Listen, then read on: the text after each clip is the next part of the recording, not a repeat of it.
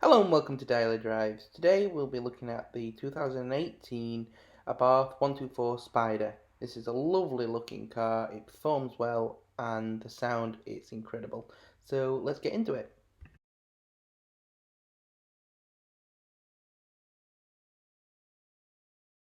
So here we have the beautiful looking 124 Spider in this grey silver matte paint, and then you've got the red accents to go with it, which in my opinion looks absolutely fantastic.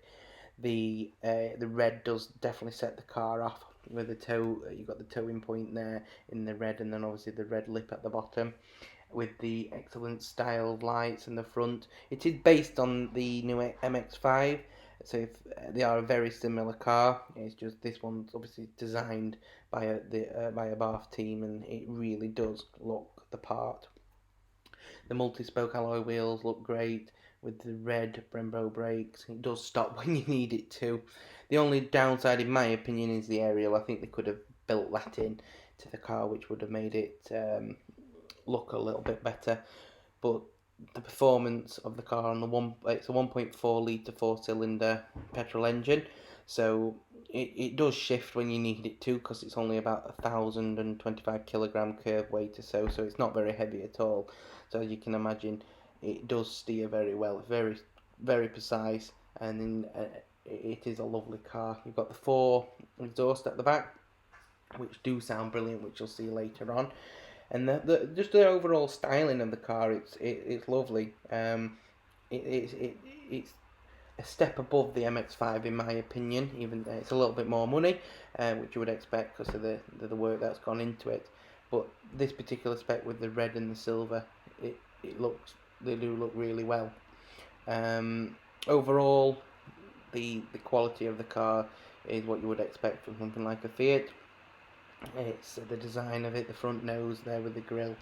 It just gets everybody looking, and honestly, it does turn heads. With it, we're just going past it. It's not a quiet car, so you'll hear that later. It does have a nice aggressive bark to it, and when you drive something like an Abarth, you do feel a little bit special. And the bubbles in the bonnet look great too. You've got the beautiful red and black interior, everything you would expect. This is the automatic. In my opinion, I prefer it. The manual, yes, probably would be a bit more engaging, and I think it's a bit quicker as well, because the top speed of this one's 144 mile an hour, and I think the manual's a bit faster getting to that. But it's a lot easier in traffic. You've got the flappy paddles there. In my opinion, I do prefer the auto. But you do have the screen there with the radio, Bluetooth, things like that, and you've also got in the seats you've got speakers on the driver's side there. So when there's the roof down, you've got the wind, you can still hear your music. This particular one doesn't have sat nav; it's an optional extra. You've got a nice storage unit there, and the roof panels there. You just pull that up, and the roof pops up, and it takes literally a matter of seconds to put up, which is great, especially when you get caught out in the rain, which I did. It literally takes a second to put up. You just clamp it down and you're done, and a second to put down. Just one firm push and it locks into place, which is great. You don't have to wait for 14 seconds or so like the BMW you did. So overall, it's a lovely car for the money. I would recommend it over over a MX-5. The only downside I had is the seats are a bit snug. There's not much room in it, as you would expect from the size of a car. It's not big.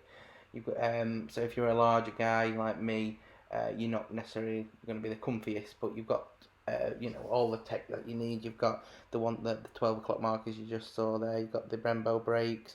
So for the price point, it's great. If you're considering one, I would definitely go and have a test drive if you can, because it's well worth the look. But yeah, here's the sound of the car now, and I hope you enjoy that, because it does sound very nice and meaty.